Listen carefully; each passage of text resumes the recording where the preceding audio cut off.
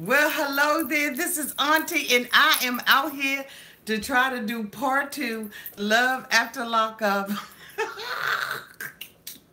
season one, episode 6, Race to the Altar. All right, look. We're going to go ahead on and start off exactly where we ended because guess what? With this YouTube and the way that it has been acting, I don't know how much time I got on this mofo, okay? So look, Auntie gonna get started.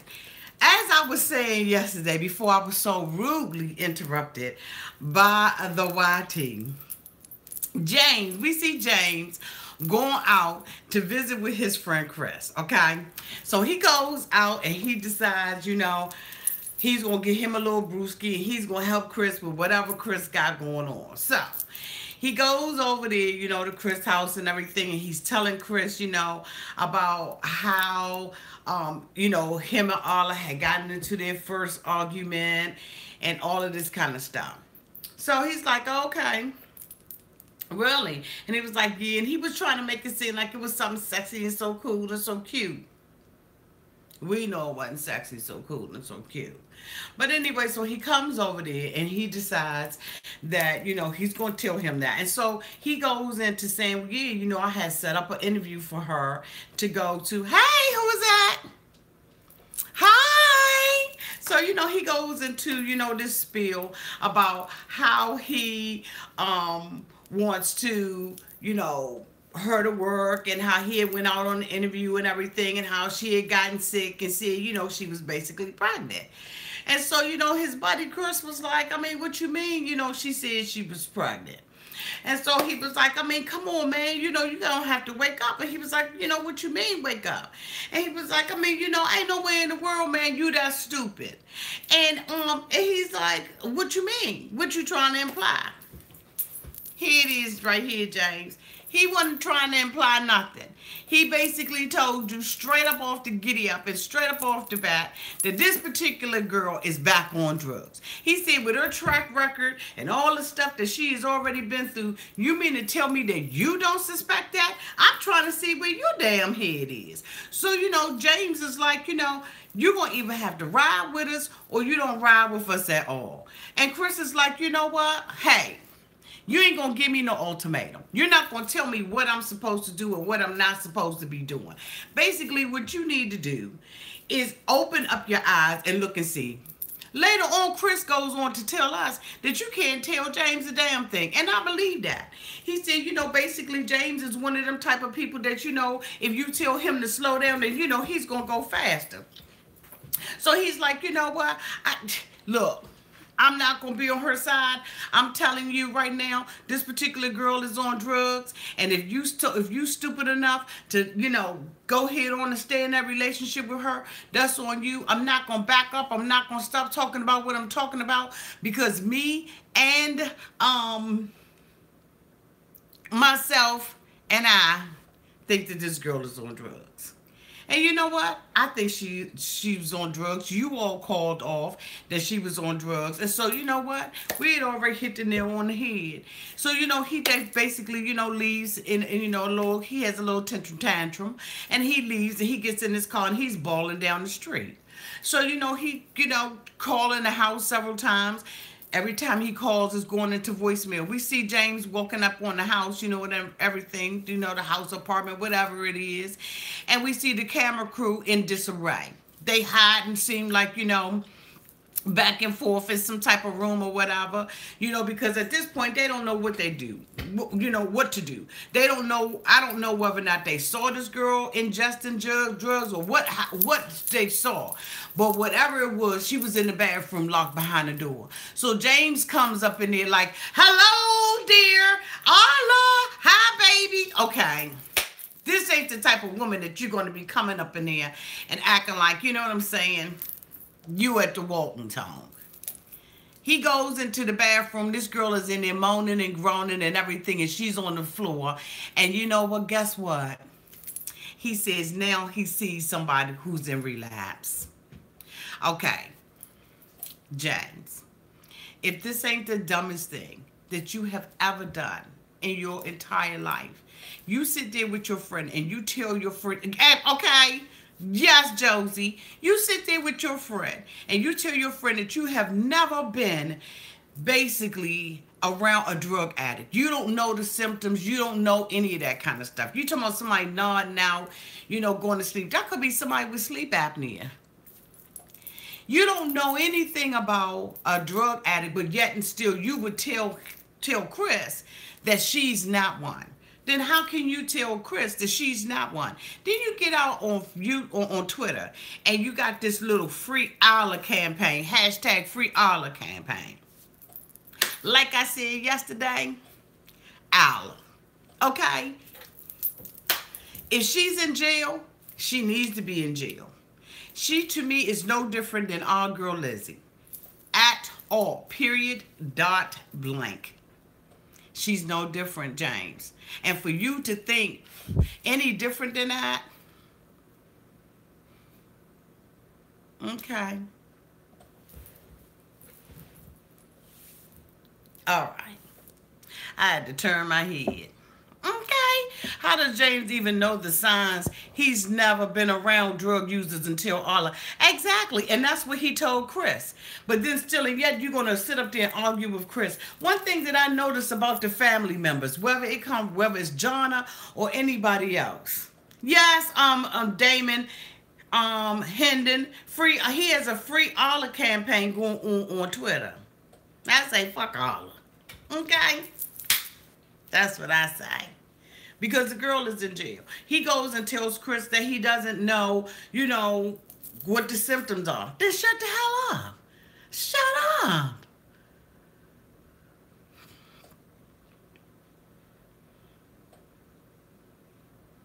All right, y'all. Here we go. We going down this rabbit hole. Auntie a little calm tonight. But we get ready to go down this rabbit hole. The next person we see is our girl Andrea. Andrea is sitting up there at a bridal shop. As I said yesterday, she said that she chose this particular bridal shop because this bridal shop caters to women who are Mormon and, it's for modesty. M stands for Mormon and modesty. However, the dress that I saw her put on, the very first dress, it like this. Okay, so you tell me what's modest about this. I don't care whether or not you put a sleeve up on this. I don't care if you put a hoodie on this. Ain't nothing about this right here modest, okay? Spread them out, stretch them wide. This ain't modest. So she got her little girlfriend Michelle with her. Like I said yesterday, the hell is Michelle there for? I don't know why Michelle is there. I don't know if she's her cheerleader. I don't know if Michelle is looking to be on a reality show. I don't know what the hell Michelle is looking to do. But as far as I'm concerned, she's a waste of space up on this TV program. There's nothing that she said that was noteworthy or anything that she's done that's made Andrea change her way or look at herself and say, okay, look, you're doing the wrong thing. The only thing she did, the only thing that I've seen Michelle did was bust her ass about at the table and tell all the Mormon people that the man was in jail. That's the only thing I've seen Michelle do. But for some reason, she's always standing in the background, looking like a coat rack. You know what? Take your jackets, hang your jackets over there, off her arm, off her head, off her ear, whatever. Because Michelle is just wasting space. I don't understand what the hell she's doing on the show. I don't know if she's collecting a check. I don't know what she's doing. But as far as I'm concerned, she doesn't need to show up anymore. But anyway, I digress. She goes in, she comes out with the dress on. Her daughter, Nala, is really shocked, because she's like, okay, now this is starting to get real. So the daughter comes on out of the shop and everything. She walked, Andrea gets a telephone call, and it's Lamar. Lamar's on the telephone. Hey, what's up, baby? I can FaceTime. I ain't never did this before. Face all up on the thing. All you see is this mouth is grill and all kind of. That's all you see from him, okay? So she like, what's up, baby? What's up? What's up? What's going on? Well, hey, what you do? Can you see my wedding dress? Can you see it? No, all I see is your pretty face. All I see is your pretty face and some cleavage. But okay, I digress. Maybe I'm looking at something different. So he's like, can you get some alone time? Can you go somewhere and get alone? So, she calls herself going up into a little, cubby or something like that. And, so she's sitting on the sideline. What's up, boo? And he like, yeah, look, I had to talk with D-Lo, and I can't come. As much as I want to see the children and everything, I can't come because, D-Lo was like, look, I done put my house out on the line. I done put everything I got on the line, and what you not going to do is mess up my style. So, basically, she was like, what? Oh my God, this is what I suspected the whole time. You don't really want to come to Utah. You don't really love me at all. You just acting like you love me and whatever. I knew it, I knew it. He was like, no, baby, I ain't lying to you. I ain't got no reason to lie to you. Well, you did lie to her, Lamar, because you sat there last episode and said that you lied to the girl. But okay, I digress. I ain't gonna say nothing about them. I act like the hell I didn't hear you say that. So anyway, basically, she's already had these apprehensions that the man wasn't gonna come. So what did she do? Instead of her sitting back with her good girlfriend Michelle, her quote unquote good girlfriend Michelle, and saying, you know what, I need to look at all of this, lay all of this down on the line. I need to evaluate my life. I need to see if this is the man. So she got my bra all hanging all down. Okay. I need to see whether or not this is the life that I really want to live. Do I really want to be with this man? Instead of that, she going to go and buy a Kentucky Fried Chicken dinner, sit down with her little 3 children at a table. It didn't even look like they was at a dining room table. It looked like they was all eating off of a coffee table. So, with all that money you spent up, all that money that you took and you spent on that car, buying that man that car, as soon as he came out of jail and putting money on his canteen and making sure his commissary, you should have been getting you an upgrade on the table so you and your kids don't have to sit there and eat KFC on a coffee table. But anyway, I digress. So, she gonna sit up there, the kids look like they fresh coming home from school or soccer practice or whatever the hell they gotta do. The little girl over there bumping her gums. Mommy, Daddy, Mommy, can I get some more? Hold on. So basically, y'all know that, Lamar's coming home. Lamar's home, but he's on parole. So he's not going to be able to come to Utah. Your children don't know. Jominique Kirk said $5 box for dinner. Okay. Okay. So, basically, she going to sit there and tell her kids about, parole. First of all, your children don't know what parole is. And I can see that Tennyson and her daughter Nala, they got a little bit of sense. They smarter than their mother. They're able to take information and take that information, understand it, comprehend it, and spit out what needs to be said, as opposed to Andrea. So, Andrea, I don't know what kind of school system you have them in, but bravo to that school system. Anyway, so she sits there and she tells the children, we're going to have to pack up everything and we're going to go to Utah. So the son was like, what? Yeah, what you're going to do is I'm going to give you an opportunity to finish eating this chicken box. After you finish eating this chicken box, you got 1 hour to pack. After that, you're going to go to sleep for 5 hours. And then after that, I'm going to wake you up in the morning and I'm going to drive my fat ass all the way to 700 miles to Los Angeles to be with a man who was incarcerated for 18 and a half years. A man who I didn't respect the fact that he had a baby mama. And we're going to be a damn family. Yup. When I go to Utah and I marry him, now we're going to be a whole family as opposed to being a half of a family. So the son was like, how the hell we just meeting this man and you talk about we're going to be a whole family? We don't even know him. The daughter was like, I haven't talked to him but one time in my lifetime. And you mean to tell me that this man, he's not going to automatically be my daddy? Well, how do you get to know somebody? How do you get to know somebody? You spend time with him. No, bitch, you spend time with him. You spend time with him. You find out about him before you start incorporating him into your family. That's what you do. The man is fresh out of jail. You don't know him on the outside yet, according to the timeline that we're seeing on here. Now, guess what? At this point, now you're sitting up there. You've been in a relationship with him for a while. Now is the time to incorporate that man in. But when that man just came home from jail, he fresh. He still got bought. Okay, I got to calm down. You are the one who needs to get to know him, not your children. Your children are telling you that they are uncomfortable with this.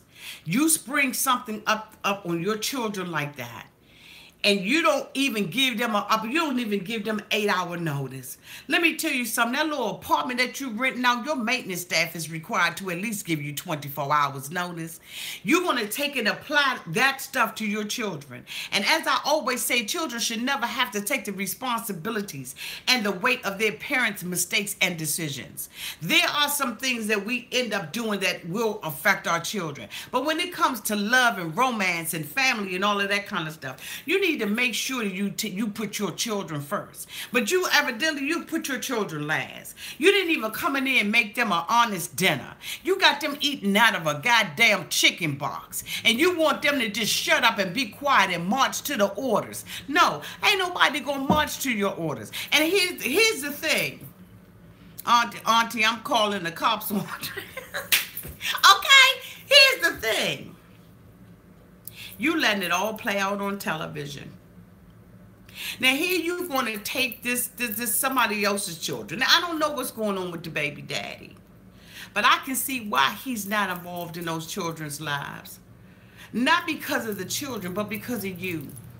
Because decisions that you make are not thought out, Andrea. You have to think this stuff all the way out. If your children, you just went to Los Angeles to be with him, and now you're home and you're buying a wedding dress. So you're ramming getting married down their throat. You're telling your daughter, I want you to dance at the wedding when she doesn't even know him. And then you're ramming this now down your son Tennyson's throat. And your little girl, she's so oblivious. You sit there and you say, well, you know, my 6-year-old daughter or 5-year-old daughter is not his biological child. Then why the hell you got her calling him Papa? That's what you got her calling him? Don't you know that when that little girl grows up, that's just going to be an acceptable way of life? That her daddy just comes straight up out of prison? That you don't have to get to know anybody? You just call him Papa? So how many other people she going to be meeting online? And she going to be sitting up there saying, well, you know what? This is what I'm used to. I'm used to having telephone conversations and letters being written to me. And this is acceptable for me. And I'm not saying to the people that go out there and date people that's incarcerated and stuff like that, that's your thing. But don't bring your kids into it. Now, I can see if it was the child's biological father. But this ain't even what you say, Auntie, any more info on Lamar's family members giving Andrea's son drugs. This is not, I'm so not talking about that right now, but okay.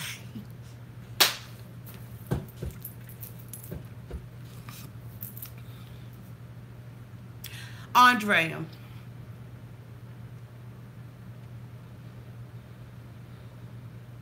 thank you so much, Janice Boo. Don't even worry about that. Thank you so much for that $2 super chat. I appreciate you, Boo. Let me just say this. When you, as parents, your children are looking at everything you do, the good and the bad of it. Whatever you give them, they are just open, wide open to receive that information. Andrea got 3 kids. She got Nyla, Tennyson, and this little baby. This little girl is not calling Nyla and Tennyson. They're not calling this guy their papa. They're calling him Lamar. Okay? That's what they're calling him. But you got the baby who I see you treat differently because she's accepting of your bull crap. She's accepting of this behavior. She doesn't have a pushback. So, you favoring her right now. You willing to give her an extra chicken leg because she's going on along with the game. That stuff gonna come back and bite you in your butt. Because what you're telling Lamar is, it's all right to have love and affection and all of that with this one, but not with these two. Because, see, these two are rejecting it. So what you do is you get the kids in the car and you take them to Los Angeles. You know damn well that your daughter doesn't like him. But you're going to tell her to pick up the phone because here you are, you lost again. So now you lost in Los Angeles. You want Nala to talk to the man after Nala has already told you, I don't like him and I don't want to have anything to do with him. All right. So Nala says, I don't even want his number on my phone. Now, is Nala being disrespectful? No. She's just telling her mother like it is. Then you sit in the car and say, I want y'all to show him that y'all know how to behave. These are not little toddlers. They're not toddlers. They are old enough to show who they really are. But see, since your whole life is fake, and you playing around and joking around and acting like you Miss Mormon girl and you living behind the blinds, peeking out at your own life, not making it, not knowing what decision to make about who you want to be for the day, Andrea. You want your children to play those same games instead of being upfront, close and personal and telling me how you feel about it. I want my child to tell me how the hell they feel about something. You don't have to fake around people. Now, you need to be respectful, but you don't have to fake. So you get him in the car and he tells you how to get there. And then when you get there, he comes around the car and he's greeting everybody. Nah, bitch, what you need to do is you need to stand on the sidewalk and you need to let the children come up to you. So it's a non-confrontational. You don't be hanging all around the car. But I see that, Lamar being in jail for 18 and a half years doesn't have that social skills. He doesn't have, good social decorum. And so we're going to go ahead and give him a pass on the car thing. But unless you are familiar with somebody, you don't walk up on the car because that is exactly, it's awkward. So you don't walk up on the car on somebody. You stand back, you wait on the sidewalk, and you let them get out. You know she's going to run and jump up in your arms and wrap her legs around you and get fingered and get you. She's going to do all of that. And so then you got the little girl coming out, here go your papa, here go your papa. That's not the papa. Hey, just called me Wall. She said I was mad when he touched her hair. Oh,